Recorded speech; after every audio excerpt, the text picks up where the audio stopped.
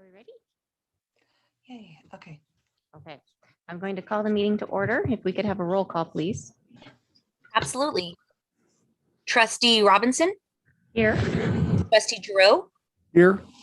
Trustee St. Germain, Here.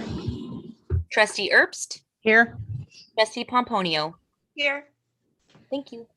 We will do the flag salute next. Ready, could please stand.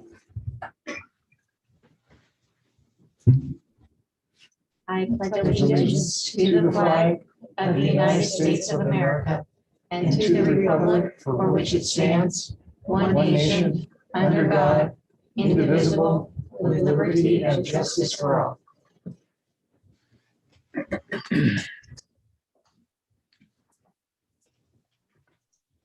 And if I could get a motion to approve the agenda, please.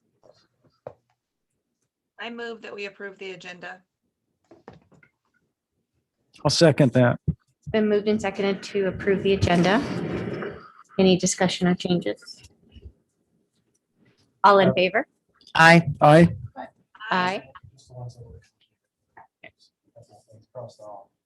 A couple of items that were crossed off that we won't address tonight, but they're down at the bottom. So I think that was 5 ayes. Opposed? Motion carries. Is there any public input for tonight? Okay. And moving on to the consent agenda.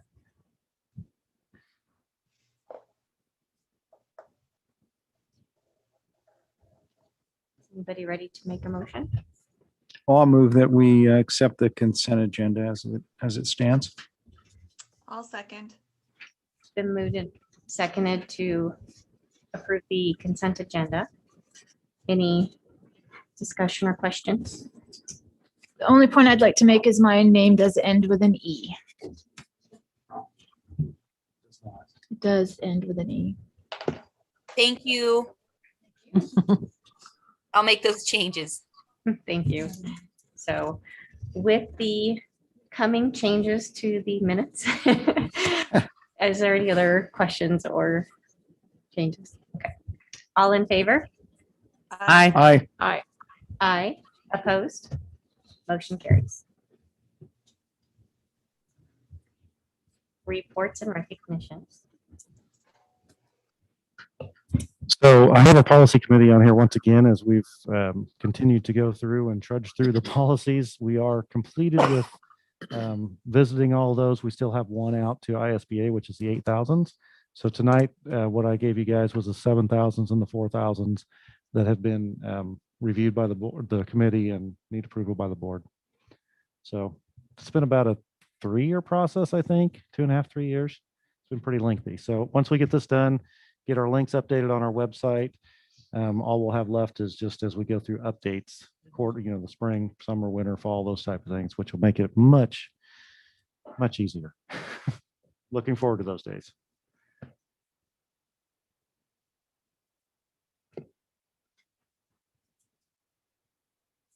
Right, and we have some building reports. We have some advanced reports that were sent to us. It's like a lot's going on in the district. I know we're getting ready for ISAT testing as well. That's probably what a lot of people are focusing on right now. Getting those kids tested and getting all that done. Any questions or comments? Well, I had a question about the Cavendish Elementary School. It said they participated in the Mountain Film Festival. So what did they do? Do you know?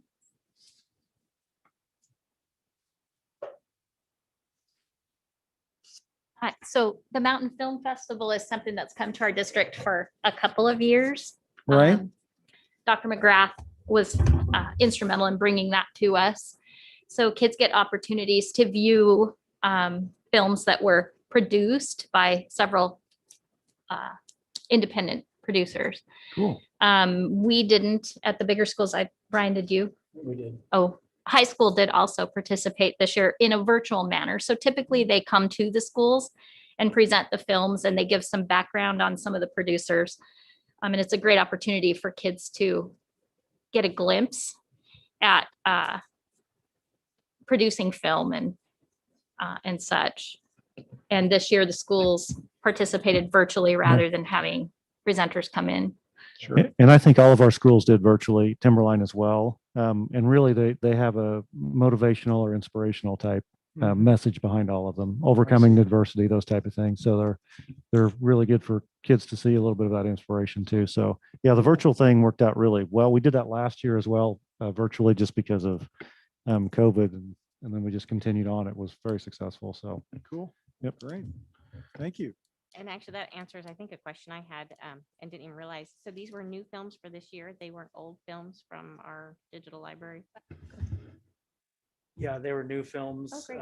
We had to send a message to them saying exactly how many students were going to be watching and what classrooms. And then the teachers got licenses to show it in their classroom. And then they sent educational materials that so the students can do something while they watch it. And so Oh, great. they're new films, and they've always been real supportive of getting that stuff on time and getting those links out.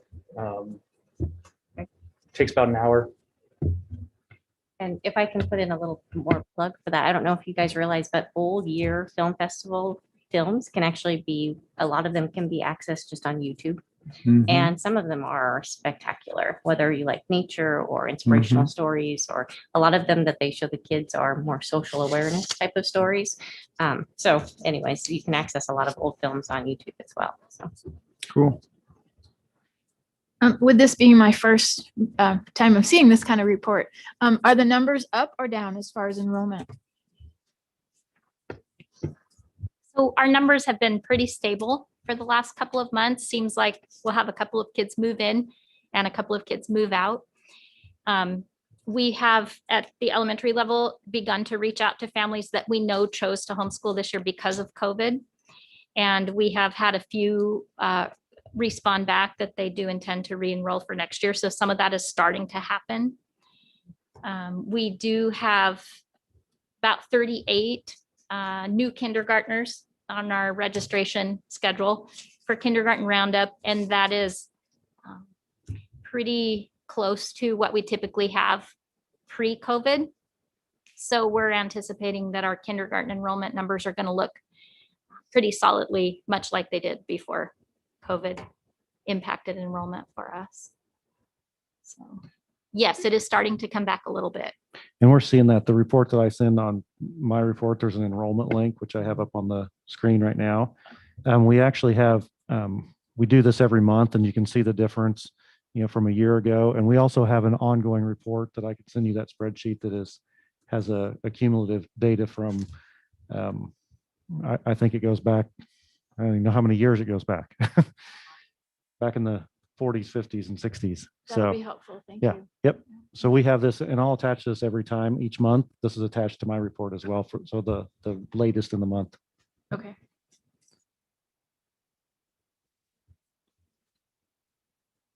That's good. Yeah, and by all means, ask questions on anything like that. Don't be shy. Yeah.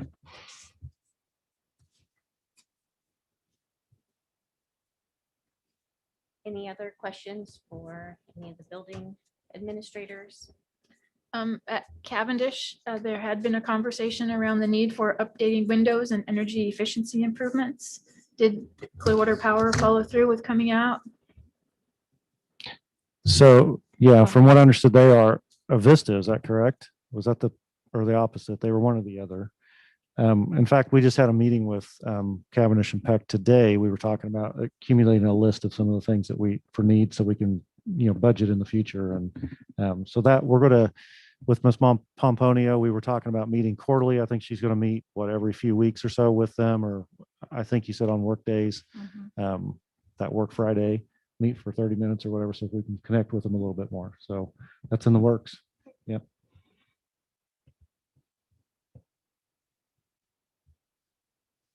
Are there any questions regarding the program reports? Looks like we're in desperate need of bus drivers. Still. Yes. Anybody got a license or want to get one? I see a lot of head shaking.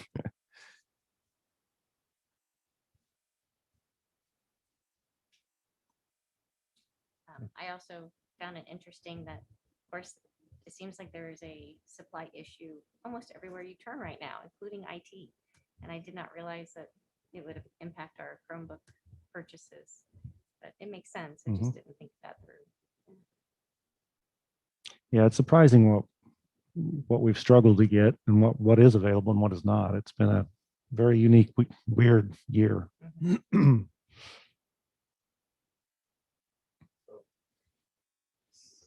Between when I wrote this and today, I Mhm. talked about this today.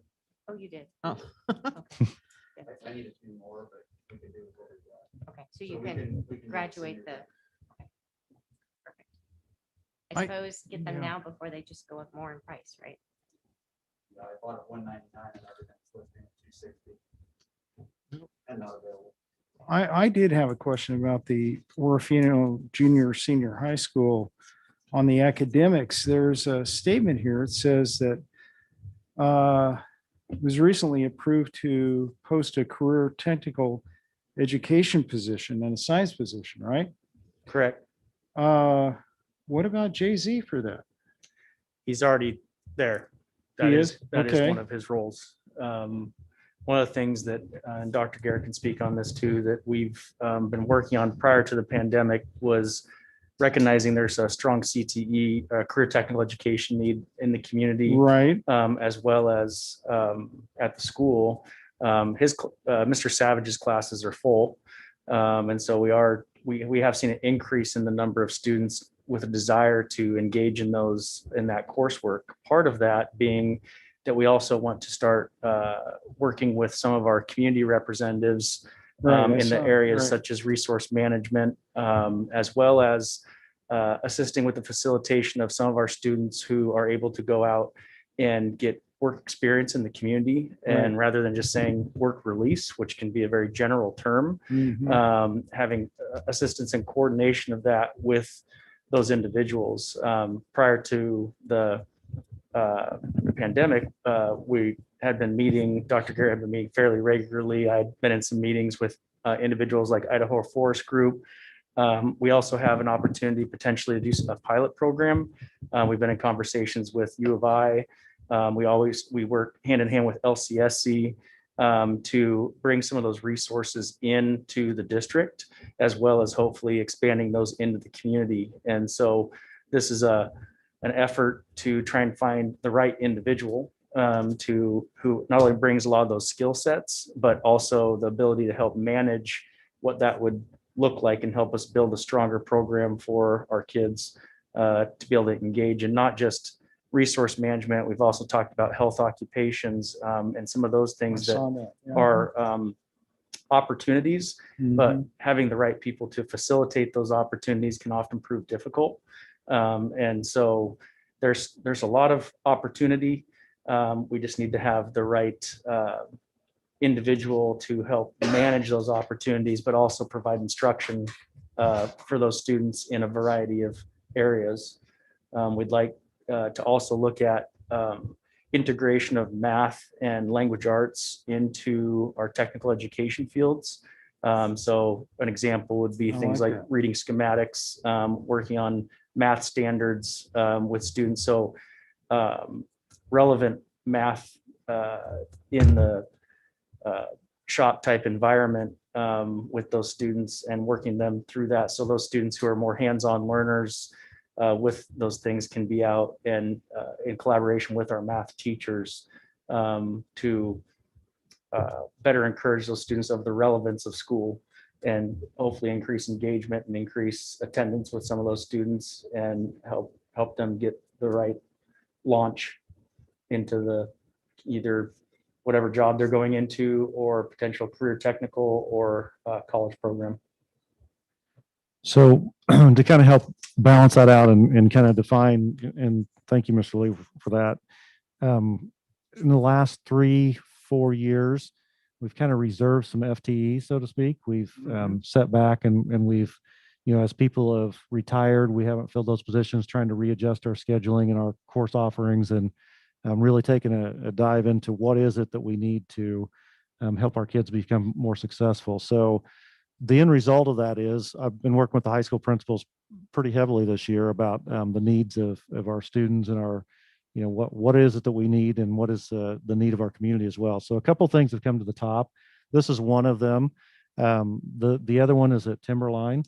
We're looking at adding an arts type program, something that if we can find the right person to offer more electives and a little bit more creative side. We just don't have very many offerings up there. We share currently elementary with Orofino, an art music teacher that goes up one day a week, I believe. So those few hours are, she does a good job. It's still just not enough for our kids. So we're looking at expanding that as well. So some of those FTEs, I guess, to kind of summarize that has been kind of moved down the line, and now we're ready to go ahead and put those in positions that we feel, based on the research we've done, is going to be effective for our kids. So. Is there a mechanism to integrate students from Timberline that might be interested in these skills with the virtual platforms that we have available now? So we're working on that, and I know Mr. Lee and Mr. Hunter are working on that, and the opportunities are there. I think it's a matter of scheduling is going to be a difficult piece of that. Again, we have a teacher, a CTE teacher, shop teacher, so to speak, at Timberline, but having some more specialized skills that's, to be offered from here. I don't see that that's unreasonable. Again, it comes back to what Charity talked about, transportation as well. So lack of drivers and getting kids here. So there are some virtual opportunities, no doubt about that. But we're just going to kind of see where that runs right now. We're not taking anything off the table. We really want to see what our enrollment is and those opportunities, and then build it from there. Again, it comes down to having the right person with the skill set. So it's kind of odd that way. You have to kind of open it up and then see what you get, and then kind of decide from there. So should be a good process that's underway now. So And you're seeing quite a bit of interest from the young people. Yeah, so interest with our students lies in the opportunities. And so once we can open up the opportunities, the interest is there. And conversations with them, yes, they are very interested in, and that might be some scheduling changes too. So if we can block a student to where they're spending, because if you're working on a project, let's say out in the shop, or a more 58 minutes typically isn't enough time. By the time they get started, get equipment out, have to put it away. And so again, it goes back to who and when, on the hiring process, but looking at our schedule and being creative with our master schedule so that students can have a longer period of time to engage in a project-based learning opportunity rather than the traditional 58, 58, 58. So we play with that so that we can still meet the state requirements, because they have to have a certain amount of seat time and obviously meet standards. But we want to kind of hybridize the schedule, I guess you'd say, depending on what we can offer. We're hoping to get it done sooner than later, so that we can get the enrollment from the students prior to them leaving for summer break, so that we're not scrambling in August or making phone calls. But yeah, we're excited about the opportunity. And on the science position, that was a position that we did have last year. We just didn't rehire for it this year. Again, that kind of goes back to the pandemic a little bit, and not being able to offer things like food sciences and some of those other classes. So we had to consolidate a lot, which led to some lack of elective offerings and overcrowding in certain classes based on the schedule. So that one was already there. It just is it's kind of a backfill on that, we're hoping. So some of the work, and I've worked with Chris quite a bit on this prior to her being on the board, and we've worked with a lot of like Idaho Forest Group and those type of organizations. And what we found is there are opportunities, there's skill sets that are needed. We actually went through some skills assessments with our own schools, with our teachers, and seeing what the kids were really needing for those particular jobs. And it's been quite a ride, actually. And I think we're getting closer to that, and hopefully we can continue to partner with communities, and hopefully there's some funding there to help support us as well.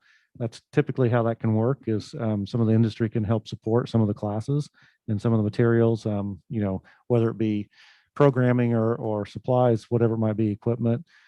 So it should be a good venture for us in the right direction. I know we were talking about doing a lot more hands-on CTE, and this is a great opportunity to do that. So things have kind of aligned a little bit. We'll see where it leads us, but yeah, I think it'll be good for kids. Very good. Thank you. It's a little bit off subject, but related to that conversation is we are changing in the 6th grade forestry tour a little bit. And I've been tasked with bringing in some logging equipment simulators. And so I'm excited about that to show the youth that there are opportunities utilizing technology to use in natural resource management. So hopefully we'll be able to kick off a little bit more excitement about careers that we have locally just through that effort. And one more quick question, because again, this is the first time I've really digested this. On the Timberline report, they talk about absenteeism, and they're in 94 to 91%. Is that average across the board? I think I'm remembering that I heard that we have an absenteeism problem. So Jason, I think Jason's on here and he could speak to the Timberline concerns there, but typically throughout the year, we're not a whole lot higher than that, but it doesn't take much for those couple percentage adds to quite a few kids, across the district. So yeah, we're seeing attendance actually increasing, and I think I can kind of speak to that as we went through the year. That was a pretty big issue last fall. Of course, with last spring was even bigger, getting kids to do work online and all that. So I think we're making gains on that as we get back to a little bit more of the normalcy and the expectations. And so yeah, it's still a concern. It's always going to be a concern. I guess it didn't seem all that bad to me at 94%. So I was wondering, No, are we I thought it was pretty good. climbing then? Did you have? Yeah, he's on here now. He just needs to be unmuted. Can you hear me? We see you, Jason, but I can't hear you. Can you hear me now? Oh, hang on a second. How about now?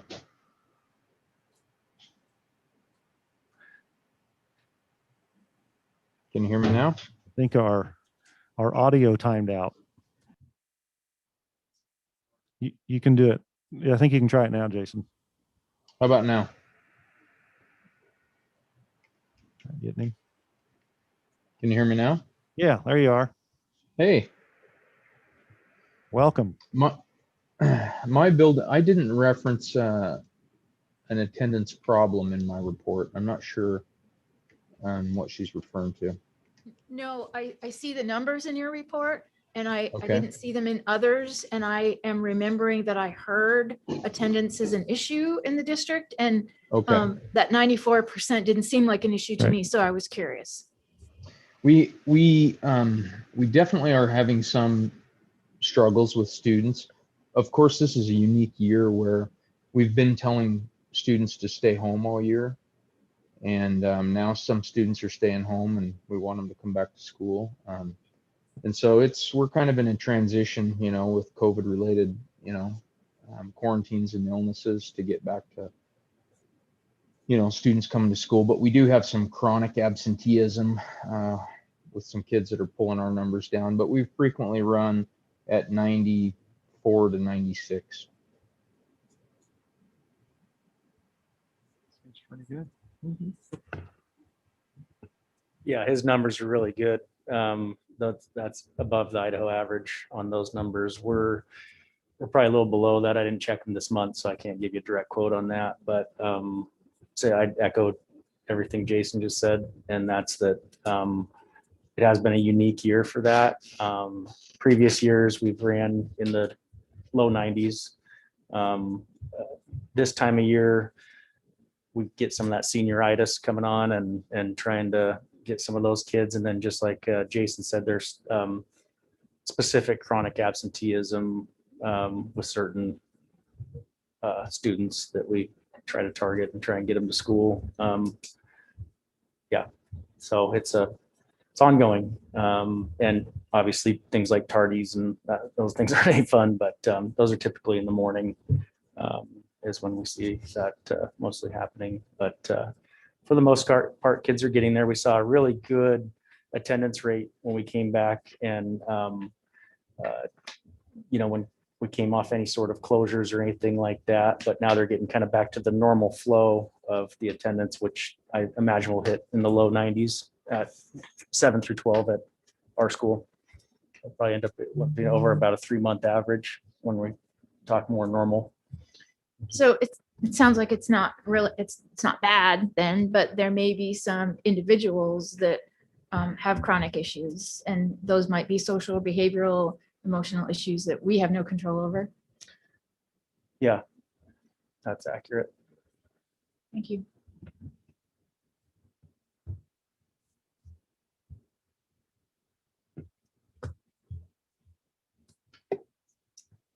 Okay, any further questions? We'll move on to the superintendent report then.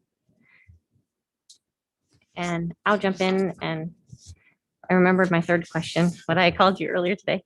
Just if you could expand a little bit on the health insurance, the 2.8%, how that is relative to what we normally get and what we Okay. were expecting. Sure. So every year, the Blue Cross Foundation or the Blue Cross of Idaho gives us a rough estimate of what it's going to be, our projection about 2 months ago. And they told us to expect a high single digits. Typically, we've ranged anywhere from 7 to almost 15%.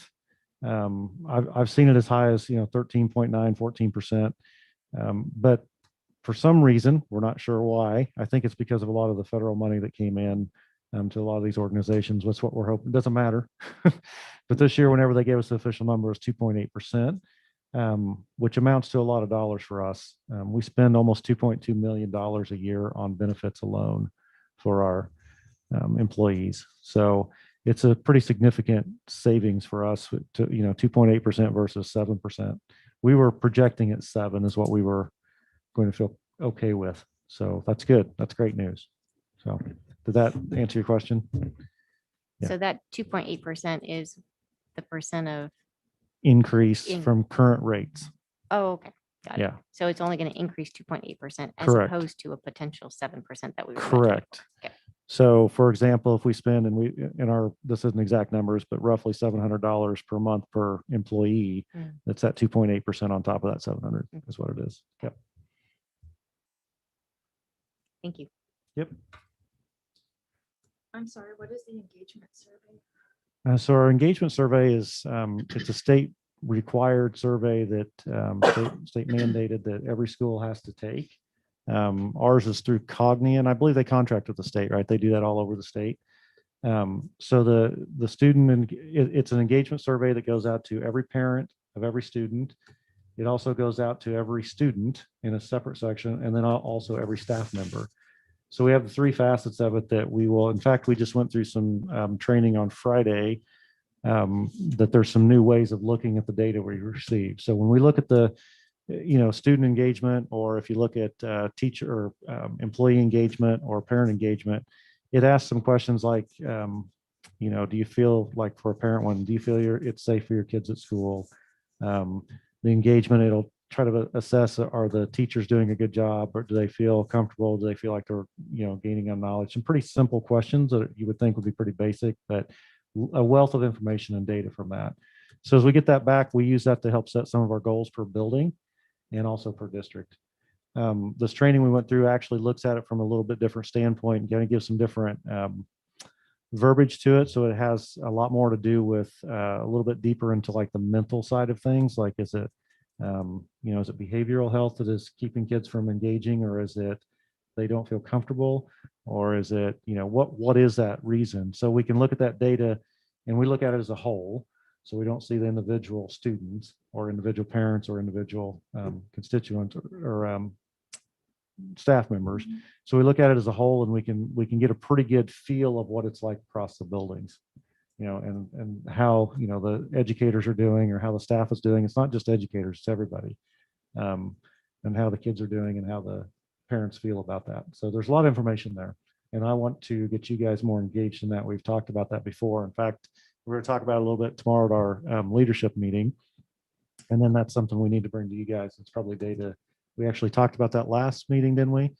We talked about the engagement surveys are a really good tool for you guys to see, kind of a measurement tool for you guys to see. So yeah, it's good stuff. And what's your response rate on that? We typically, I don't know what the percentage is. Yeah, every group is different. Staff is super high. Yeah, staff is darn near Staff and students 100%. all do it. Yeah. And then the parents. And we posted on, we put it on, we haven't put it on their social media sites. We put it on our webpage. And we put that link, so they just click on it and they go, it's anonymous. They get it. The only thing they have to do is pick which school they're representing. So, and there's a district one as well. So they can do it at a district level or they can do it at school level. So we have a pretty good turnout overall on parents. When you look at all the schools, the smaller schools have like Cavendish and Peck have, I would guess probably almost 100%. I don't know the number of parents exactly. Do you remember how many you had, Ms. Pomponio or Mr. Lee? It's about 30%. About 30%? Yep. You that's too? about where I'm Yeah. at, too. So, I mean, that's pretty decent for, So is that something that we could help advocate participation in Sure. and sort of market that opportunity within our communities? and I think as we get that data to you guys and we can dissect that a little bit more, I think that'll give you a little more footing to do that. Yeah, and it happens every spring. The window, I'm not sure exactly when it closes now. Did it just close or is it still open? So that it happens every spring. And then what we're doing now is we're using the same company, the state is, so we have that data that we can see year to year, and that's where it's going to become valuable is a few years down the road. So, and again, they just created a new we're one of 2 schools in the state that are piloting their new professional development and the new way that they're analyzing it. So they created a new algorithm that dissects it in a little bit different way, and it's actually a lot more interesting and makes a lot more sense. So we got to see that data on Friday, and I'm going to share some of that with our leadership tomorrow, and then we'll go from there. So if you guys want to see it next month, I can certainly give that to you, or anytime I can forward it to you. So it's good information. It sounds like a good foundation from which to affect policy development. It is. It gives you a pretty real picture of what's happening, and like I said, with the turnout from within the buildings is you have a really good feel of what's happening in every building. So yeah. Good.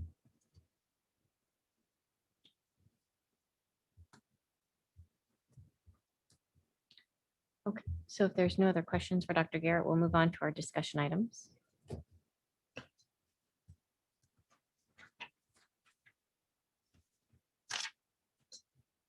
So, Yeah, this is just a question for you guys as far as board training, the Spring Leadership Institute. If you guys are interested in going to some board training, they're doing virtual, and I don't believe they're doing in person. I have to look at that again. I think it's signed up online at this point. But there's some really good, valuable information there that, especially new members, it's a Yeah. good thing to do. I looked at it and it says Lewiston, the campus. Yeah, I saw Yeah, that. they're, So yep. I Yep. assume it's in That's the person. region 2. Yep. That one will be in person. Yep. But I think they have a virtual option as well on that, I believe, but I may be wrong. I have not But seen. yeah. that. Okay. So that what was do going to be we- my question, is if yeah. they're offering virtual or if it's only in person. I think they have an online option, but I'll double check on that to make sure. So if we want to go to that, we just contact you, Mike? Yeah, the best way is just send myself or Jessica a link and we'll get you signed up, or both of us, and that way we'll get you signed up. It's just a matter of going through. So just give us a yes, I want to go to the Spring Leadership Institute in Lewiston. We'll go from there. So I had looked at, and does the district cover the fee or do we do that as volunteers? Now we are actually we receive $6,600 a year from the state to spend specifically on board training. So as we go through that process, if you go to a conference, it'll take care of, that's about what it takes care of. So, and we'll stick in some more if you guys want to get training. I'm not going to say no on you guys getting the training. I think it's important you guys have the knowledge of what your role is.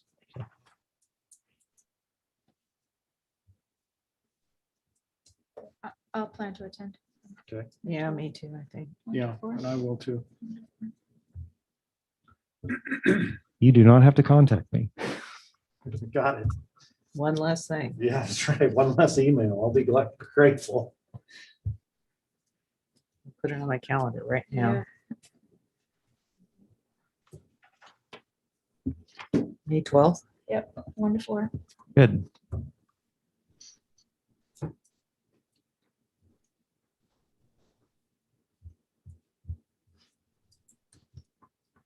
Okay. Are you ready to discuss financials? Yes. There's not a whole lot to discuss on this, and you guys saw what happened last week with the at the legislative session. They basically didn't pass our K-12 budget. So it's back to the drawing boards. We'll see what happens with that. One thing I really want to point out is with the ESSER2 money that we were supposed to get at 822,000 that they had promised all of us. Basically what the state did, just to kind of put it in a nutshell, is they held back 5% of our budget, and then they used that money to replace it. So they used the federal money to fill in the budget, so we would come out basically even. So we get half of that money this year and half next. But that's with the holdbacks that they already basically have cut. So legally, I'm not sure how they can do that, but they did it at this point. So we'll see what happens with that. We have not got any budget numbers. We have no worksheets from the state. We've been in the office. We've got, our personnel. Jessica's got most of that lined up and completed on where people are. And we have to have that good baseline and what it looks like when we move them forward. The projection is right now, as far as financials, as far as the personnel is, we will put, and I think the state has said they're committed to doing this now. Whether they do it or not, I don't know. But basically, they're going to move teachers to where they should be. So this year, everything was basically frozen. So they did 2 years at the same level. So that'll put them up to the next level where they should be next year, and fund that accordingly. So we'll see how that plays out. If that's the case, we'll then we'll bring our or classified up as well, the same direction.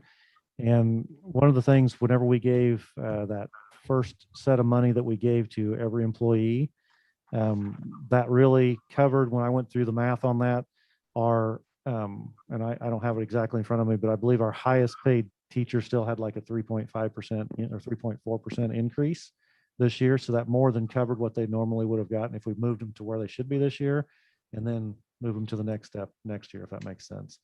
So we're trying to keep it as fair and give them as much money as we can, but we really don't know right now. So as we get down to some of these other discussions with like the Timberline Classroom and all that, we'll have some of that conversation a little bit further. So questions on that right now? Well, I had a question on the Sure. Timberline Classroom. Okay. Our insurance, what did they cover on that? They covered the lease. Did they cover the cost for the electrical?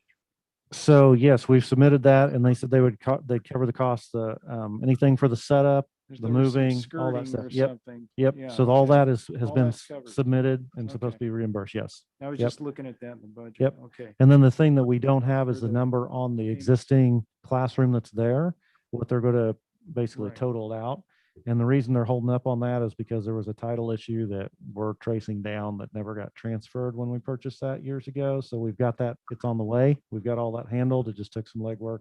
Brittany did a good job tracking that one down. And so we're all good with that. It's just they've got to have it in their hands before they can do that. So that'll be a done deal.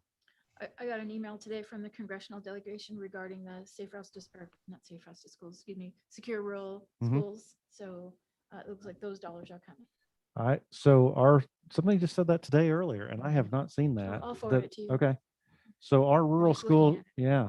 So does it have specifically what we're getting for our district? No, it says 19.2 million in federal funds to schools, roads, and bridge repair. Okay. So Well, I'll have to take a look at that, but typically we have I'd like to not see if there was a qualified table. for that for the last 3 years because they changed the ruling on it. We went from 400,000 to like 23,000 about 2 years ago. And what they did is they included every single county in the district, which included Nez Perce and just lost it. No. Yeah. Okay. Got them. So anyway, but whenever you throw those two in there, it put our free and reduced rate below our poverty level below 50%. We were like 49.94 or something like that, or 89 or something, because I called them and said, hey, can we just round this? And they said, no, it's got to be a solid 50%. So it costs us 300 and some thousand, and we haven't received that for the last 2 years. So if they reinstated that, they've changed the rules again. And do the delegation staff know that? I have no idea. We will let them know. Oh, from our side? Yeah, they know. Oh, Yes. okay. Yeah, because I called them absolutely, and they would not do anything about it. So, yeah. So yeah, it just hurt our average, and we were just fell a little bit below that. So that was a big hit to us. Mhm. Yeah, that's the second time I've heard about that money today. So it must have got approved today, but we, Did get approved okay. today, yeah. I'll check into that and see, but unless they've changed the rules, and that's a federal funds that come through, Yeah, so. I can't push it to you, but it will as soon as I get out Okay. into some kind of Yep. service. I also had a couple more questions about the accounts payable. Okay. I see there was kind of a big bill for Alpine Heating and Sheet Metal. Yeah. What 43. was that? Is that for Yeah. is that for this building? Yeah, so the AC and heating units, we're gonna go ahead Right. and replace for this building, Yeah. and we're gonna finish up at Orofino High School. So we're doing that in pieces as we can afford that. Right, good. Yep, so that's what that one's for. Wow. And what Yep. was the other thing that I noticed? Oh, some computers, something CompuNet at the IDYCA had to do with E-rate or something like that. What was that about? That's a lot of money. Not my rules. Yeah, that's actually the last year's E-rate. And that's, the equipment was ordered, finally arrived, and was paid for. That will be reimbursed back to us, 80% from E-rate. That's good to know. 20% will come from IDYCA. And actually on that, there were some ineligible items, so at the end of the day, it'll be a wash for the district between E-rate and IDYCA reimbursement. Good, thank you. But that's been a long time ago. It was Yeah. ordered back in November. Supply problems.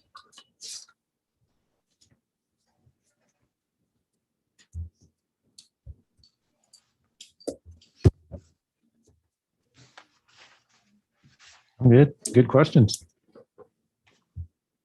I had one other question. And it's in the budget, talking about allotments to the elementary school program. Part of the budget's allotted to that, about half, right? Something like that. And then parts allotted to the secondary program. But there is also listed on there an alternative school program, which is not, obviously, we don't have one. Is there extra money for an alternative school? That was my question.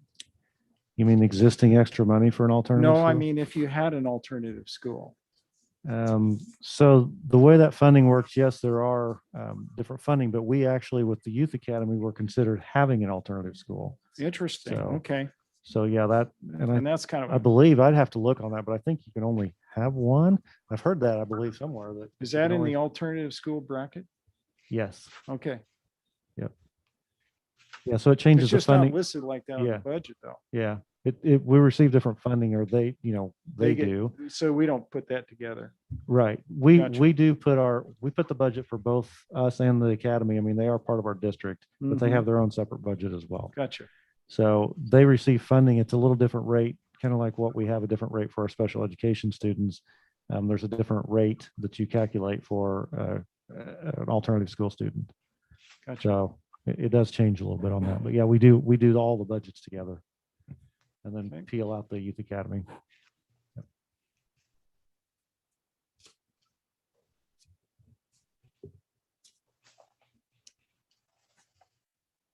Timberline. Okay. Oh, That's one. Do you have that? what's that? I We're- didn't we're see a not link done to yet. that in here. So. Oh, yeah, not there yet. Oh, I'm sorry. Sheesh. I thought we were in discussion. Yeah, we are. On financial. We're going one by one. Excuse me. Yeah, you got it. You want to go ahead and move on to testing? We can. Absolutely. So, Mr. Lee, and I know you were going to talk a little bit about some of the testing data.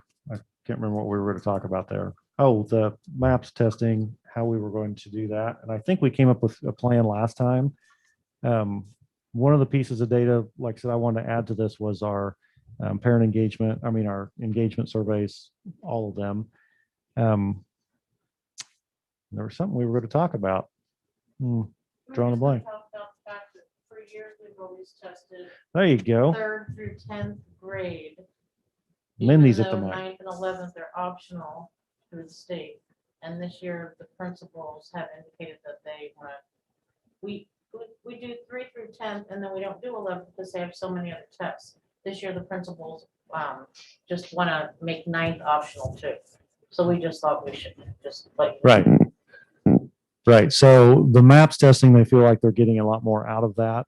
than what we're doing with the non-required testing, the state testing. So if it's not required, it's right now, a couple of them are pretty antiquated with the way the curriculum's changed. And so they're really not up to date. So we're trying to use real-time data and what's going to be accurate and useful for us. So that was a discussion we had. And I think we've always tested those grades at the prior years, but that was something that we just want to let you guys know not to be looking for that data. So you're going to stop doing the state testing of ninth grade because you're going to continue using the MAPS testing, which is giving you a lot of data to compare.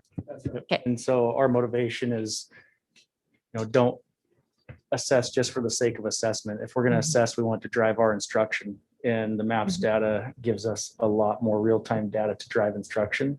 And previously at the secondary level is all I can speak to, that we didn't have a tool to do that. Now that we do, and it's being utilized, that's what we want to target.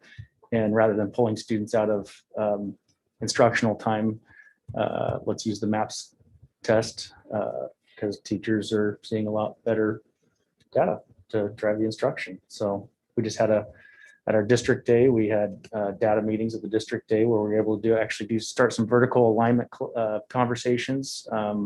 I was in the math one. I know we did it with ELA, but we also brought other content areas into those meetings because it's not just math's responsibility to help us improve math results or ELA's responsibility to help us produce language arts results. And so it's really, we're, like I've told you before, we're still fairly young in it, but it's encouraging to hear these conversations from the teachers and start speaking the same language around where we need to go with our curriculum alignment, as well as targeting specific areas that we're noticing strengths in and weaknesses. And so, yeah, to just test kids in ninth grade just for the sake of testing them doesn't make any sense to me. It doesn't give us, and the ISAT doesn't give you real-time data. A lot of times that's delayed. And so that's another factor there.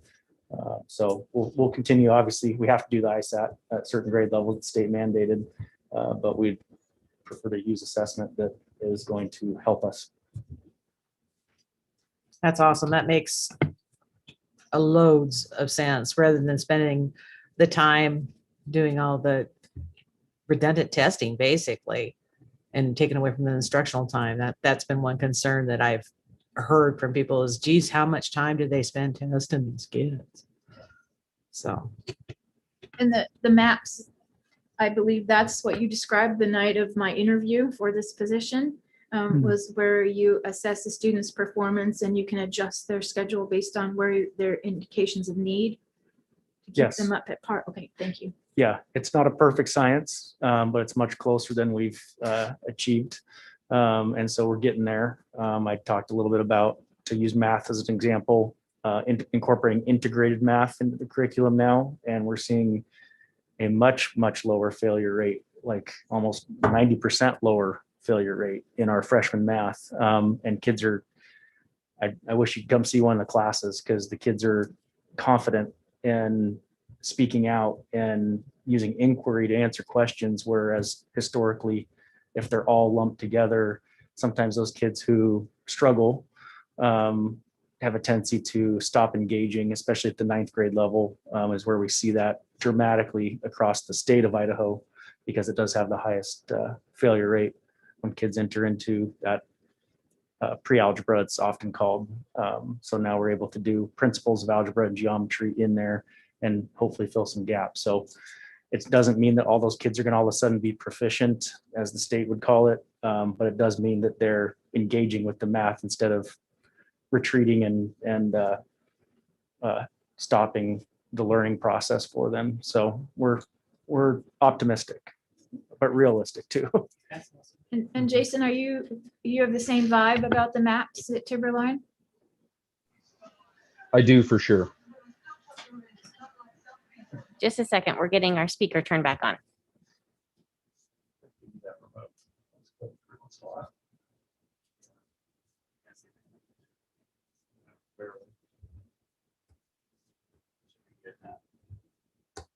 Jason, are you seeing the same kind of results and impact from the MAPS testing process? Can you hear me now?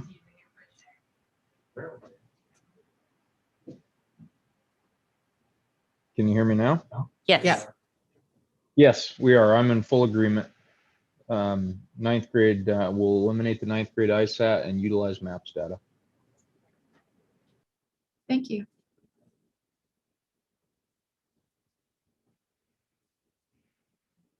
Anything else about testing? Updates on the COVID operational plan? Yeah, so I just ran our numbers today. In our students, we have, I believe, 2 out. No, we have 0 students out today from what's reported. Now, this is what's on our system, and we currently have 1 teacher out. So, numbers haven't changed much. We're still pretty well flatlining, and that's what's being reported. And I always want to indicate that that's what's being reported to us. So we've seen a few little pockets of illness show up here and there, COVID or not. We're still having that, and without the mask, we're going to have some of those areas of different illnesses as well. So pretty much the same place we were last time, unless you guys have questions of the same recommendations. We're getting by pretty well. Knock on wood. So no motion is stay as we are. No change. Yeah, there's a in our action items. If you guys choose to do something, we certainly can. So it's on there in case we need to. But at this point, I think everybody's pretty comfortable. Yeah. Yep. Nope, that's okay. That's all you need to ask. Yep. The updates for the Timberline Classroom. Yeah, so I've been working with an architect, Jerry Brotnov from Clarkston, right? I was going to say Lewiston, but he's Clarkston. We've worked through several renditions of proposals, and I want to pull this up here if I can. It's up here.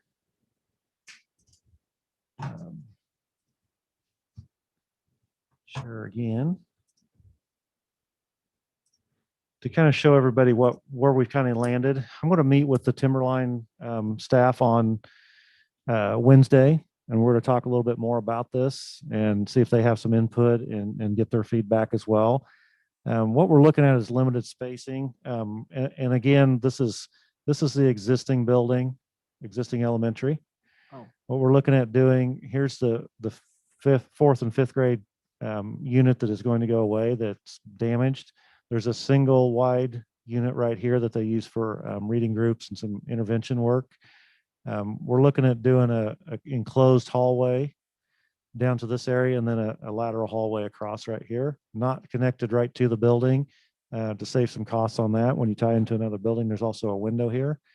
And you're looking at 4 classrooms. So we're looking at 4th and 5th grade classrooms, possibly on one side. That's up to them.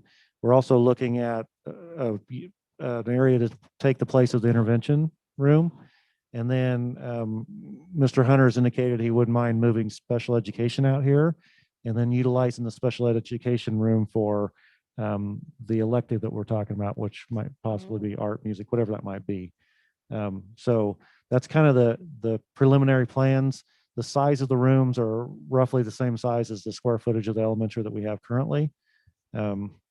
Russell's been a big part of this. We've walked around it quite a few times. We've met with some local contractors for input.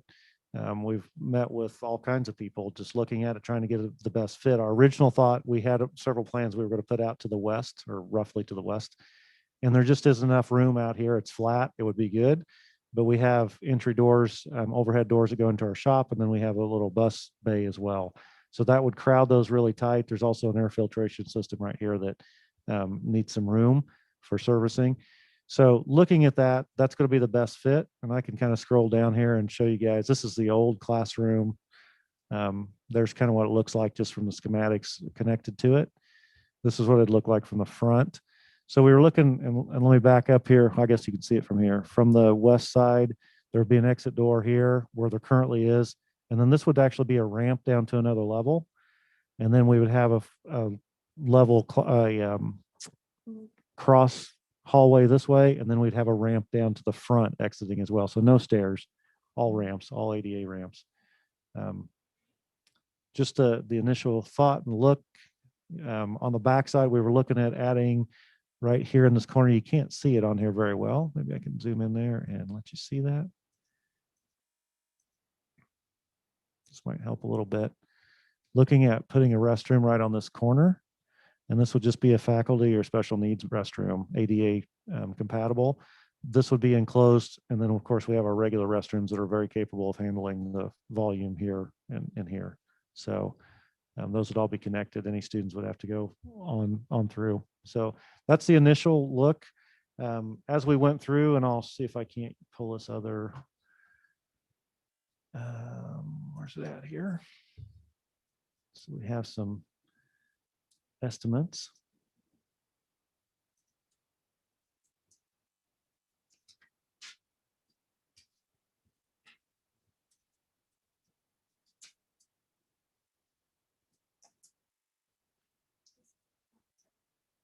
I'm sure you've looked at this time and time again. It's hard to see just from the screen, but snow slides, snow removal. Yeah, so we're looking at, that's a great question. So one of our big concerns, and Jason will attest to this as well, that the way that building, the current elementary building was built, the roof comes off at the doors. So you have that danger of that coming off. So what we're looking at is eliminating basically that backside, because that roof slides off to the backside. That's where that hallway would be. That snow would go right on over. The new building would have a roof similar, but your door would be on the end. So on the peaked end, so the snow would slide off the sides, not any Down the door front. access or entry. Yeah. So yeah, that is I mean, we've looked through a lot of different renditions of this, and just for the fit and the lay, that's probably going to be the best and easiest, least amount of earthwork and those type of things.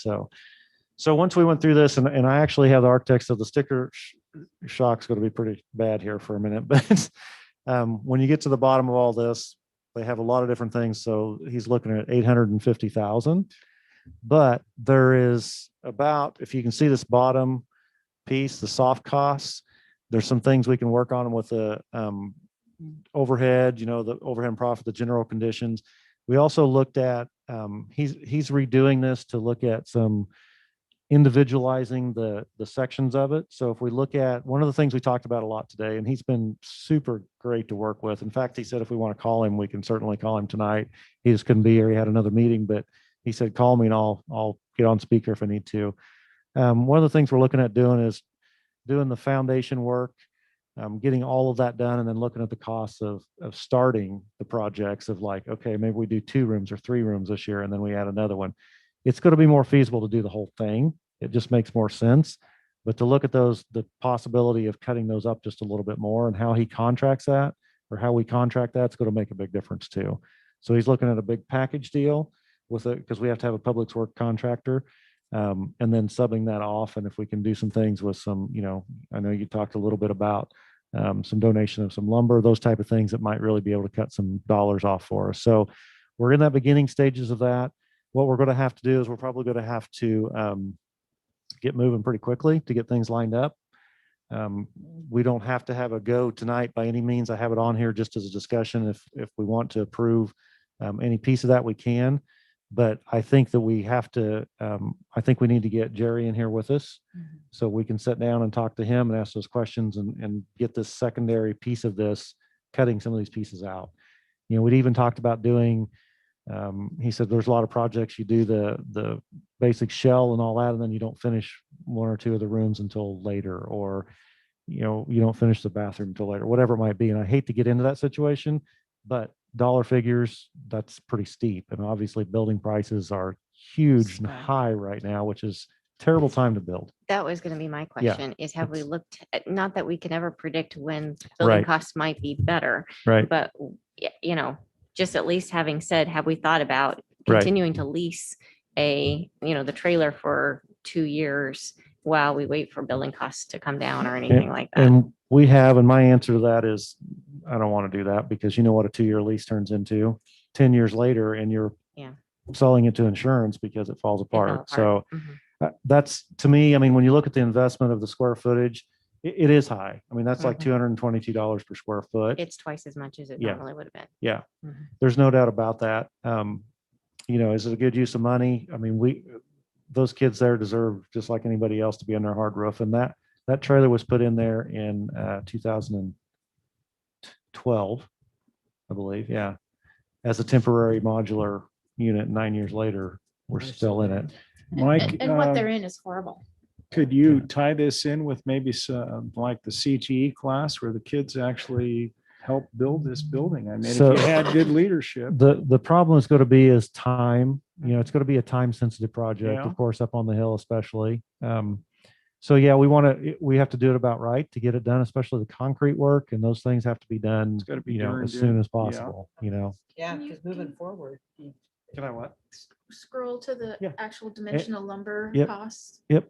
Um, And my only other question is, we're replacing 2 classrooms with 4 new classrooms. We're it actually sounds like. replacing the 3 if we pull that trailer out. True. Because there's a it trailer has to right now. go there. Yeah. And it's Mhm. old as well. And what we were looking at doing with it is it is just starting to leak. We could probably re-roof it fairly inexpensively. So there's quite a bit to that picture. So Mhm. we're getting booted out basically of our district office. So Vista's taking that back July Mhm. 1. We're looking at moving into the programs office. Mhm. Saw So that. moving 4 of us in there. So Russell is going to need a place for his supplies. I'm being nice, Russell.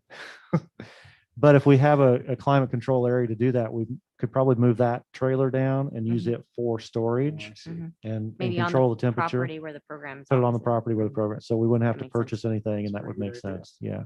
Mhm. So that's good. That'll squeeze us a So little you'll bit tight save in some there. by not building an Exactly. administrative building. Yes.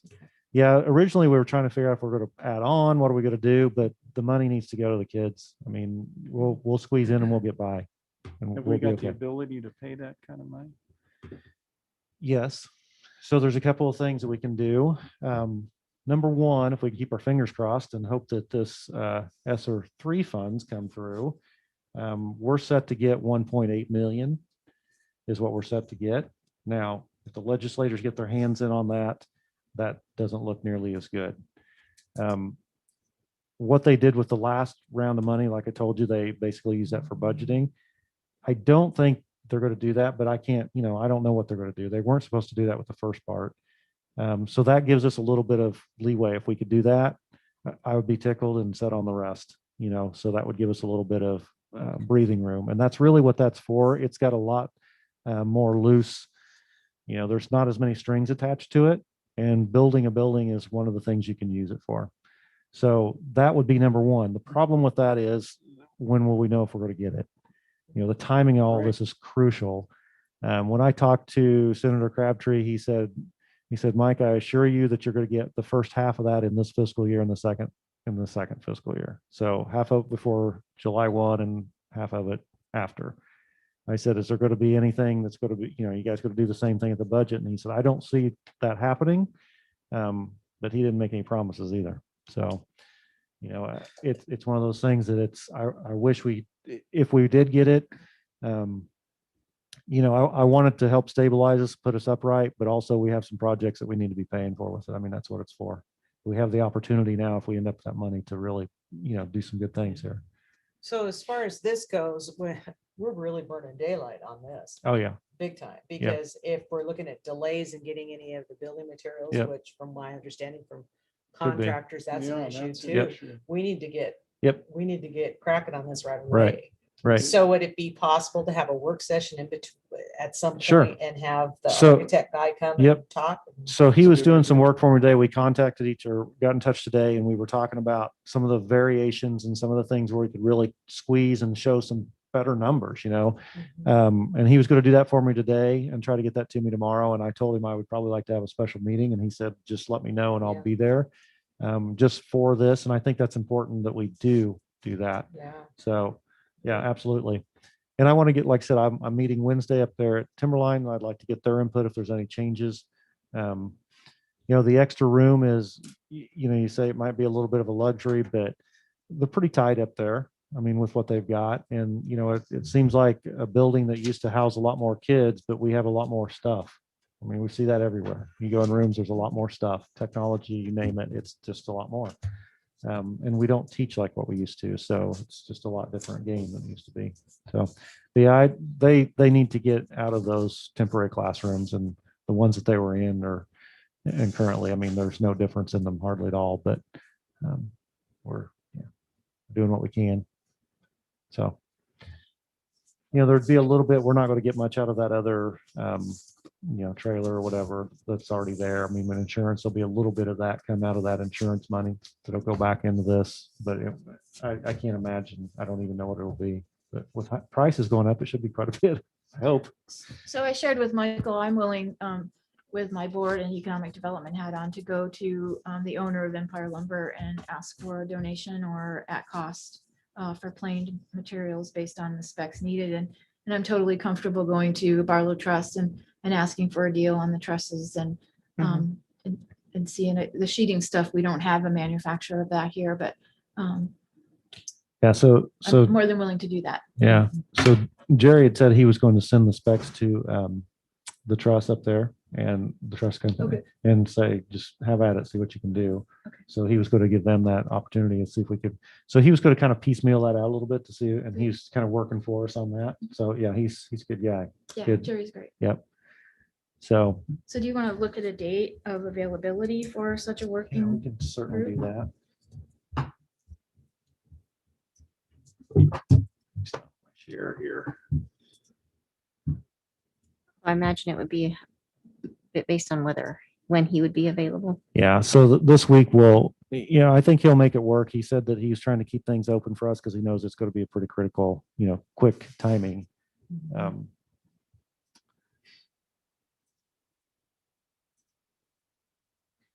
I'll just share that Thursday would be the least accessible day for me. And that's every Thursday. No, just this one. Okay.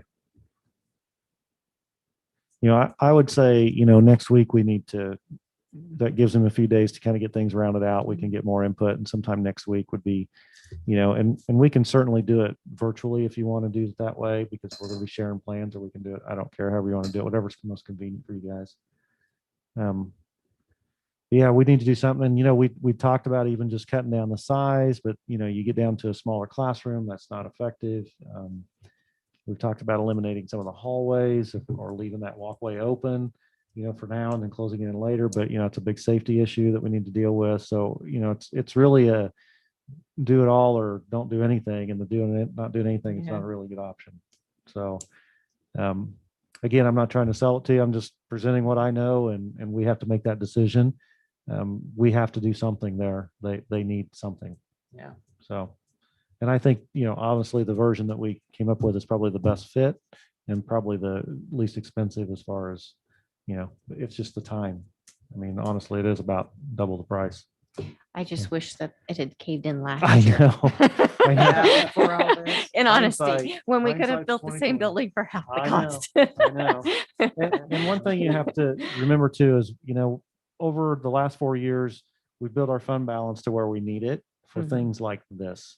That's We set on our fund balance at about 2.1 to 2.2 million, which is where we've comfortably set.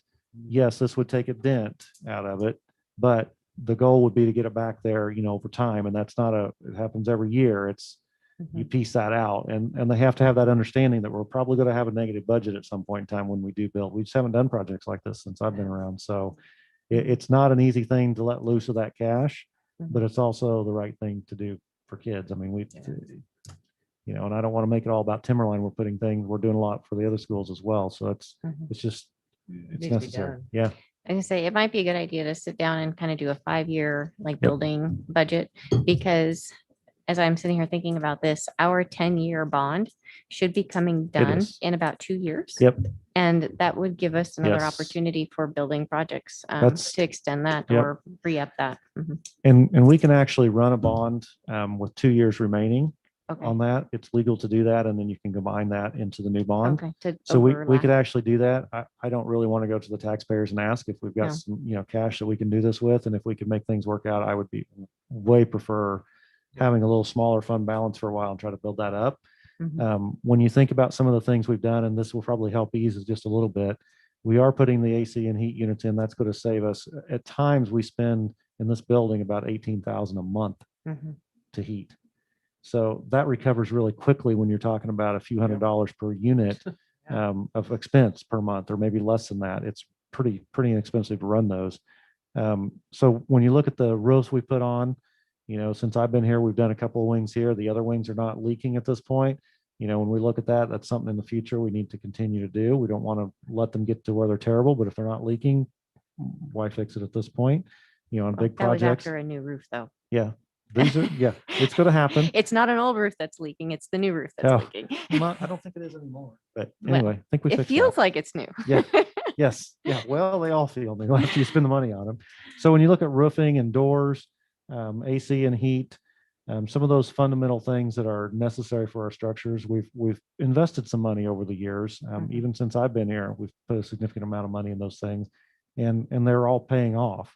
They're paying dividends to us. So we have to keep that in mind, that it's a plan, that it's not just we're going to spend this today and hopefully we'll recover it tomorrow. This is an investment that, heating. I mean, if you do all those things in the facility that we currently have out there, it's going to be cheaper to do it this way. Heat pumps in there instead of electric units that are on the end that are kicking off and on. I mean, there's just a lot of savings and things like that. So to pencil all that out, we can do that. And that's kind of one of my plans, but to do some recovery. But in the meantime, we kind of have to move a little bit quickly at some point. So, yeah. So you have a lot of information and data that we can use as a Mhm. marketing plan and a marketing pitch into the future Mhm. Yep. for Of Absolutely. what we've That's already awesome. accomplished over Yeah. the last 8 years with our current bond. And, Yep. you know, Yep. how that allowed us to invest into the buildings Right. year after year after year to Yep. upgrade, to be more efficient. Yep. All of those And things. that bond was $1 million bond, It was. if I remember right. And we pay, I think, 127 a year, something like that on it. So, and when I think we're down to two, I kind of lost track with the whole last year's kind of a blur, but you're probably right. We're probably down to I think 2 we're down to probably 2 after years this summer. year. Yep. Yeah. Mhm. Yep. So that'll free up, 100,000 a year that we can pull back in. And there's always going to be, big dollar items. Always will be. That's just what happens when you have, all these different facilities. It just takes dollars. In the meantime, we got to balance that with, wages and benefits and all those things. There's a lot to that. So Mhm. I think it's doable. I think that it'll look pretty rough on our budget. I think we'll have to kind of really make that adjustment if we don't get this ESSER 3 money. We'll just have to say, hey, you know what, we're going to tighten things up a little bit. We can't really do a lot of new stuff. We'll do what we have to do, but we're not going to start expanding and doing bigger things, and new rules and new things unless we absolutely have to. So we're kind of in that critical stage of having to do something, and those are hard decisions. So yeah. That's my spiel. All right. Big stuff. Meeting times. Maybe that one's a little easier. Yeah. You'd asked that last time to bring that up. So if you want to Thank lead you. that discussion, absolutely. Yeah, I just, we seem to go long and I wondered why we start so late. So I was interested in proposing perhaps a 5:30 start time. Historically, there's a few different reasons why it has been this late, and we've gone back and forth on the timing, but never have changed it. Last year, we talked about starting earlier, but then we were planning on doing workshop meetings Mhm. before the regular meeting, and also holding executive sessions before the regular meeting to try and shift forward. Because it seems like some of the meetings can take all evening. It's just a matter of how you schedule it. A couple of the reasons why the later time, partly because of people who've been on the board who have jobs and don't get done until 6 o'clock. And so then a 5:30 meeting can be kind of difficult. And also with the after school curricular activities, sometimes the administrators would have a hard time meeting at an earlier time if they're engaged in those extracurricular activities. So there were a lot of reasons. I don't know if those reasons have gone away or not, but those were the reasons. So yeah, kind of my discussion part of that is after, with COVID going on and we kind of went to virtual things and we ended up not doing as many work sessions we were doing. In fact, I'll just tell you, we did meetings. We did from March of last year to March of this year, we did 27 meetings. So that's a pretty significant amount. Hopefully we can do less, but we just talk about scheduling another one. So yeah, well, it is what it is. I really don't care either way. It's totally up to you guys. Whatever we do, I would just ask that you be consistent. That's it. And I was realizing we did move it up. It used to be 7. and now Yeah. they start at 6:30. Yeah. And we try and do executives first so that we kind of keep eking it back, but Right. still have that ability that for the official meeting, it's a little bit later. Right. I think what you'll see is as we go into this with our new testing and some of the new things with the data we're talking about, I think we're going to want to do more work sessions beforehand. I think that will be good because I think I see the administrators are wanting to open up more and more to you guys, and you guys are asking good questions. And I think that's, we're building a good relationship there, and I think that'll only continue to build. And if we want to do that earlier, we certainly can.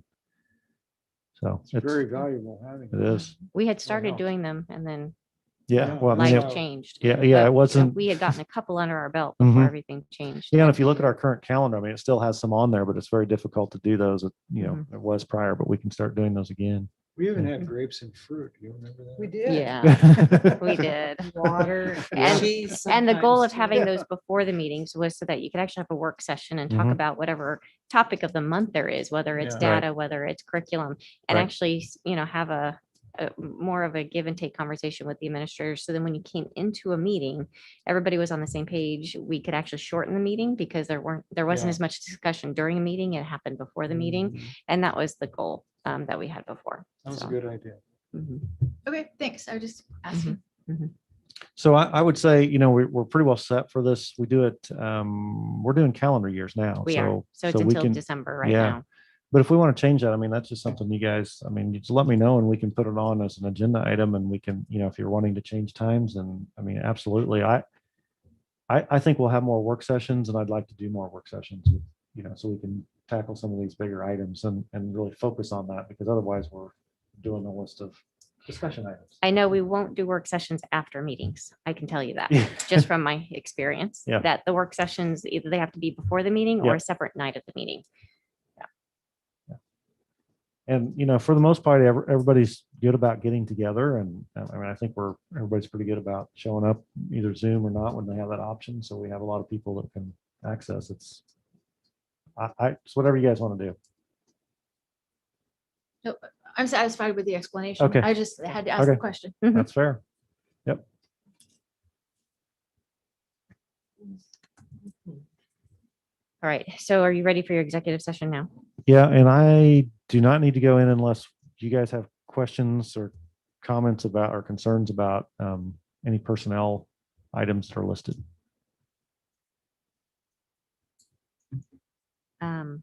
So there's nothing you need to discuss.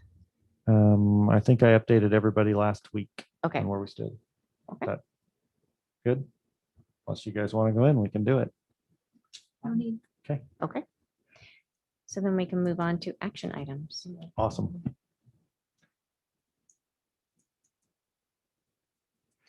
So first one is the COVID operational plan.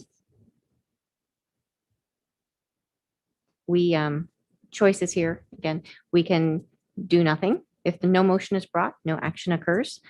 We can make a motion to change, or we can make a motion to leave the same. All three are absolutely okay options.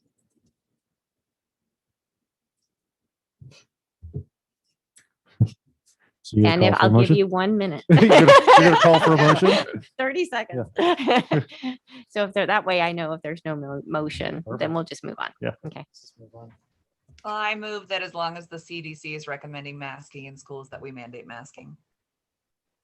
What's that? Go ahead and repeat that, Angie. I move that as long as the CDC is recommending masking in public schools, that we mandate masking.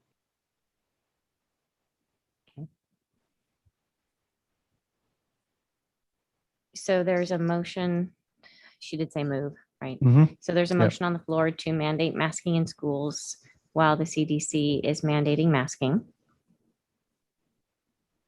And heck, just for enjoyment's sake, I'll second the motion. So it's been moved and seconded to mandate masks in schools while the CDC is recommending masking. Discussion. Just so Yeah. we're clear, that changes what we currently have. Okay, Mhm, just making sure. Well, I personally see no reason to change with the data as it's been presented regionally Mhm. and locally. So all in favor? Aye. Aye. Opposed? Nay. Nay. Nay. Okay, motion does not carry. And any further motions on the COVID operational plan?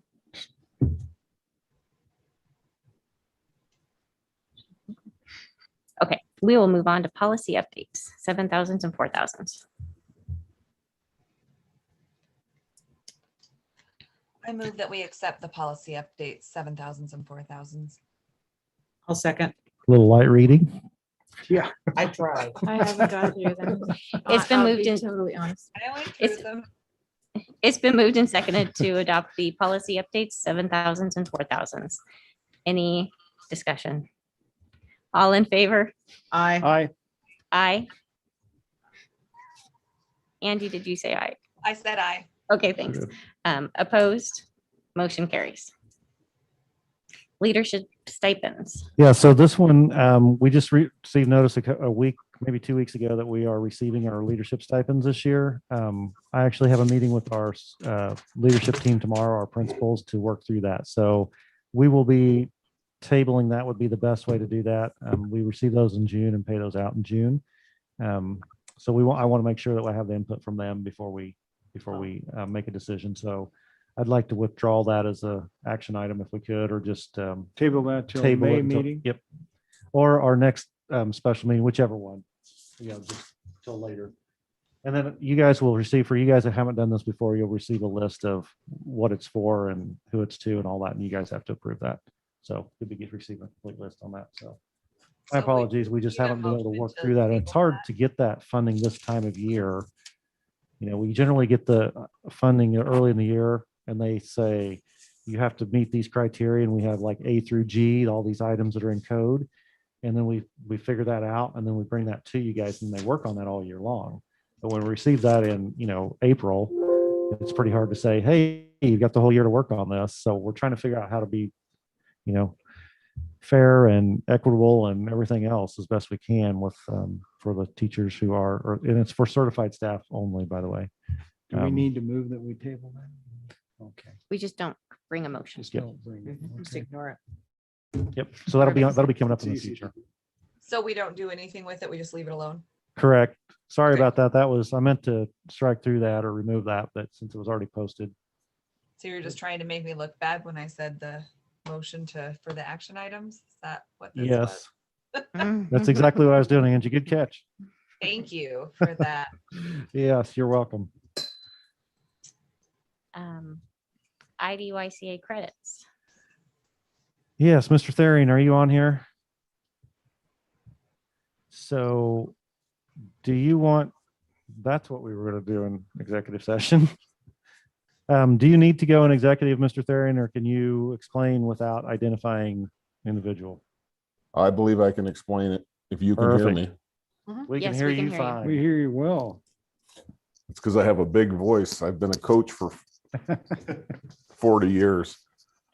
Okay, so we have a student at IDYCA that attended a Christian school his freshman and sophomore years and had over a 3.2 GPA on those 2 years of his credits. He then went to Kellogg High School and earned 9 more credits at a 3.7 GPA. Kellogg has decided that because the Christian school credits were not fully accredited, they would not accept those credits. My feeling is that this young man, I included all of the transcripts and the documentation as well as his current progress report. In the time of mastery-based learning, I think that we can safely say that this young man has mastered the freshman and sophomore credits, and we should allow him to have those credits so he can get his high school diploma with us. That's where you guys come in is, as a board, you can issue those credits or accept those, issue Yeah. those credits to that student. Is he, can we ask questions? Absolutely. My Is he- feeling Oh. is that the adults often get in the way of a kid's progress. I don't believe that as a freshman in high school, the young man has a lot of choice where his parents are going to send him to school. So he Yeah. spent 2 years at a Christian school, got very, very good grades. When he went to the public school, he still maintained above a B average in all the core academic subjects. It seems silly to punish this young man by withholding 26 credits because of something the adults are deciding. Do you feel like academically he's on track where he ought to be had he taken those classes at an accredited school? I think he's probably further ahead. Okay. He took, for example, he took math, he took algebra and geometry at the Christian school, and then at Kellogg this fall he got a B+ in algebra 2. So he is absolutely fine academically. He just So the adults made a interesting that, decision. that they wouldn't give him the credits, but yet put him in the place that he held after having completed those classes. That's very interesting. You know, the whole credit thing is an irritant to me, and you've heard me say this before, that the fact that he went to a Christian school and it was non-accredited and it is in their community, I believe too often dollars get in the way of what's right for the kid. Right. He went through the classes, he passed the classes, he's doing exceptionally well for us. He did exceptionally well at Kellogg. It seems to me like we should do what's right for the kid and not what's right for the pocketbook. Okay. So I don't understand the graduation requirement processes very well yet.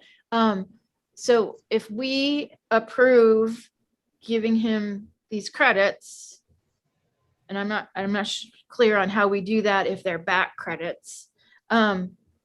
Is he graduating from Joint District School 171, or are we sending him back to Kellogg with now the credits that are needed for them to accept and allow him to graduate? No, the only reason I would do this is because he will meet the state minimum graduation requirements with us with those credits.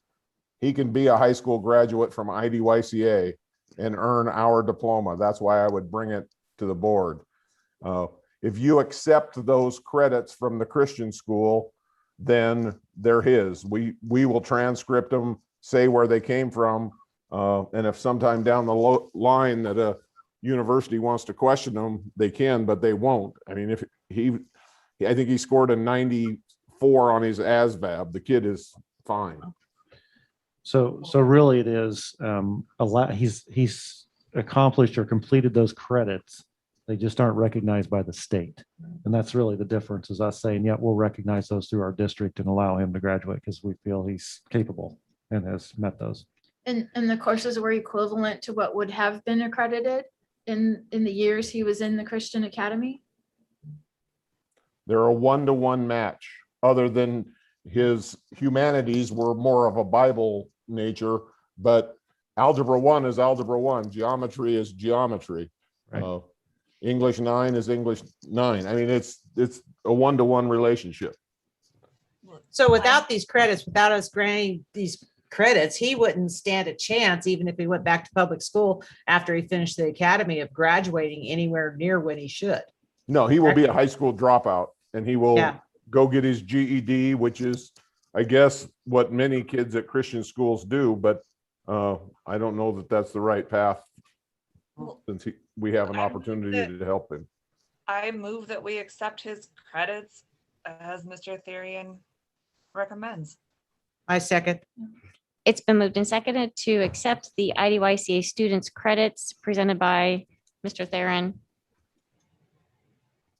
Any further discussion? All in favor? Aye. Aye. Opposed? Motion carries. Thank you, Mr. Theron. Good to Good luck go. to him. Good to go, Bicker. Thank you.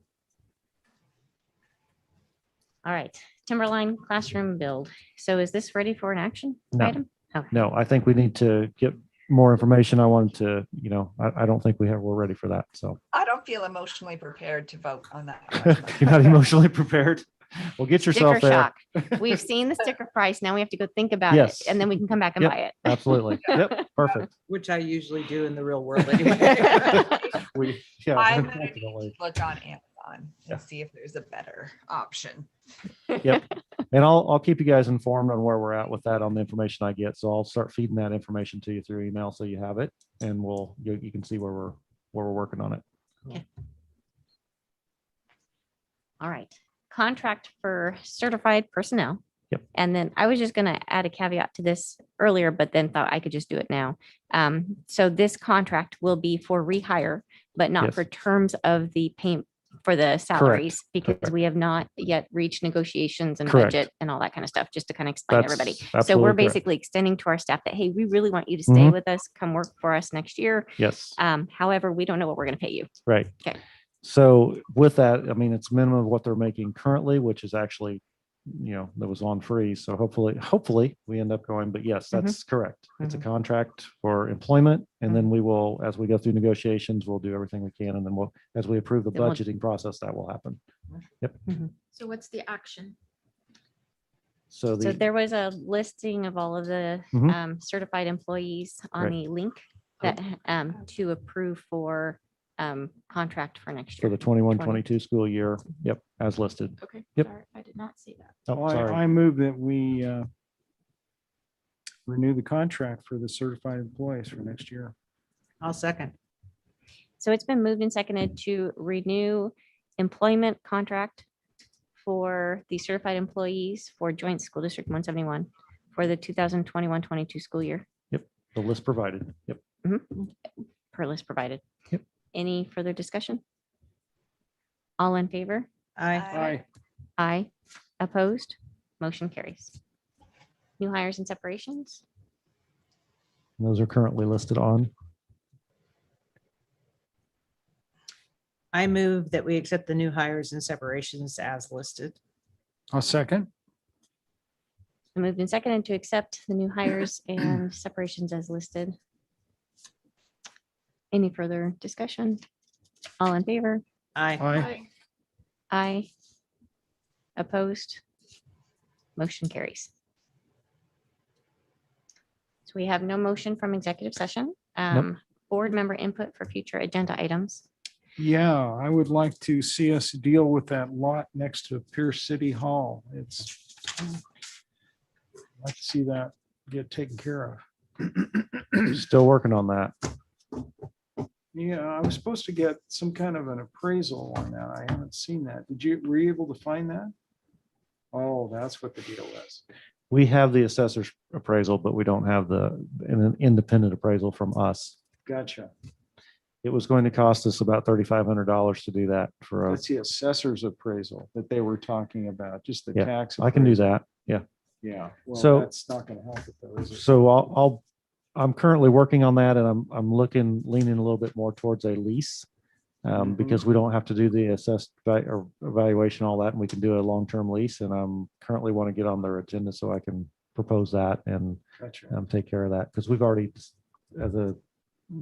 said we were going to give or sell it to Do we them. need to Yeah. have this on our agenda for next? I mean, we I can can give you the report update of on where it. I'm at. I just haven't had a chance to do it. Okay. So I just need to get on their agenda and move forward with it. Well, see, I thought there was another appraisal. No, there's only the assessed valuation of it Oh. is what we have. And then Yeah. they had an appraisal of it, but the law says that we would have to have an appraisal as well, one on And they each. can't find their appraisal. Did you Oh, have their? I do have appraisal? their appraisal. Yeah, I still have it. I'd yeah. like to have that. Okay. Yeah, I can get that to you. Because Yep. they lost it. They don't Yep. know where they. In fact, I think it's probably on one of our old board agendas. a Oh. link to it, but I have it. filed, so, Super, yep. thank you. Because they don't know they'd like to, I think we need to communicate with them about that. And the one item I was going to ask about is usually about this time we get a calendar for next year. Yeah, so the calendar, yep, last year we approved a 2-year calendar. So this is the Oh. second year. So it's basically identical to this one. It's built. Dwayne has it. We just need to post it. So Okay. we did approve a 2-year So we don't need to calendar. approve a Yep. a calendar. Okay. Correct. Yep. Tricky. Good job. On the ball. Try. Of course, I had no recollection of approving it for 2 years, so 50-50. Yeah. Well, I know it's built, so we just need to get it out there. Okay. Anything else? Angie, anything for next month? No, I don't have anything exciting. I'm real curious on the engagement survey and see Okay. what Yep. what sort of questions and information that leads Yep. leads my mind to. And I'll share with you the new um, the new information we got from Cognia. Like I said, we're one of only 2 schools in the state that are using that. And what we're doing now is I'm going to introduce that to principals, and then we're going to give that to teachers, give a little bit of training to teachers, and then they can use that data to assess, and then they're going to give their feedback because they're building a PD is what they're doing. They're trying to do a professional development to help individuals, understand a little bit better. So basically, you'll be getting the beginning of the PD. So yeah. Yep.